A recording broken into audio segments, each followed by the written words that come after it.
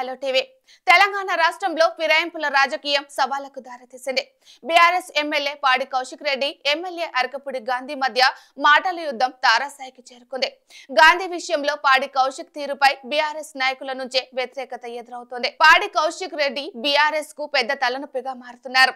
Party ఫిరాయింపు ఎమ్మెల్యేలపై అనర్హత విషయంలో high court తీర్పును అడ్వాంటేజ్ గా తీసుకొని అధికార కాంగ్రెస్ ను ఇరుకున పెట్టాల్సిన సమయంలో బీఆర్ఎస్ కు కొత్త సమస్య తెచ్చిపెట్టారు. ఫిరాయింపు ఎమ్మెల్యేలపై కౌశిక్ రెడ్డి చేసిన వ్యాఖ్యల ఫలితంగా చర్చ డైవర్ట్ అయిందని కారు పార్టీ నేతలు అనుకుంటున్నట్లు తెలుస్తోంది. ఫిరాయింపు ఎమ్మెల్యేలపై హైకోర్టు ఇచ్చిన తీర్పుతో బీఆర్ఎస్ ఫుల్ జోష్ లో కనిపించింది. ఉప ఎన్నికలు తప్పవని ఆ దిశగా క్యాడర్ సన్నద్ధం కావాలంటూ పిలుపునిచ్చింది. కాంగ్రెస్ ఫిరాయింపు రాజకీయాలకు త్వరలోనే హైకోర్టు చెంపదెబ్బ లాంటి సమాధానం ఇస్తుందని ప్రజాస్వామిక వాదులు ఇకనైనా కాంగ్రెస్ రాజకీయాలను వ్యతిరేకించండి అంటూ మేధావుల మద్దతు కోరింది బీఆర్ఎస్.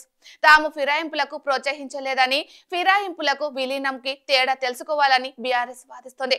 ఈ అంశంపై జోరుగా చర్చ జరుగుతుండగా చీరలు, గాజుల్ని పార్టీ ఆఫీస్ కి తీసుకువచ్చి ఫిరాయింపు ఎమ్మెల్యేలకు ఇస్తానని కౌశిక్ రెడ్డి కామెంట్స్ చేయడంతో అసలు చర్చ పక్కదోవ పట్టిందని బీఆర్ఎస్ శ్రేణులు అసహనం వ్యక్తం చేస్తున్నారు. కాంగ్రెస్ ను ఇరుకున పెట్టేందుకు అవకాశం వచ్చినా కౌశిక్ రెడ్డి అత్యుత్సాహంతో చేసిన వ్యాఖ్యలు బీఆర్ఎస్ కు ప్రతికూలంగా మారాయని అభిప్రాయపడుతున్నారు.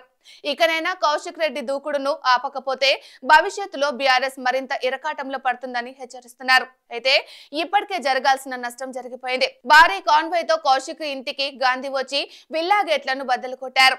కౌశిక్ రెడ్డి ఇంట్లోకి కార్యకర్తలు దూసుకు వెళ్లారు. దీంతో కాంగ్రెస్ బీఆర్ఎస్ కార్యకర్తల మధ్య వాగ్వాదం చోటు చేసుకుంది.